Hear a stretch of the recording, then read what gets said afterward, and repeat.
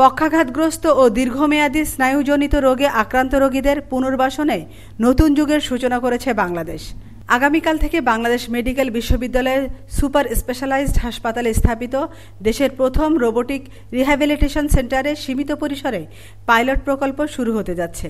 চীনের কারিগরি সহায়তায় প্রতিষ্ঠিত এই সেন্টারটি উন্নত বিশ্বের মানদণ্ডে গড়ে তোলা হয়েছে, যেখানে মিলবে অত্যাধুনিক প্রযুক্তি নির্ভর ও সুনির্দিষ্ট পুনর্বাসন সেবা।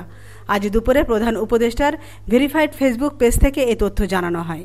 সংশ্লিষ্ট সূত্রে জানা গেছে, চীনের সরকার এই প্রকল্পে প্রায় 20 কোটি টাকা মূল্যের রোবোটিক যন্ত্রপাতি অনুদান দিয়েছে। প্রযুক্তির দিক থেকে এই সেন্টারটি হবে দক্ষিণ এশিয়ার অন্যতম আধুনিক রোবোটিক রিহ্যাবিলিটেশন সেন্টার, যা বাংলাদেশের চিকিৎসা খাতে এক যুগান্তকারী মাইলফলক হয়ে উঠবে।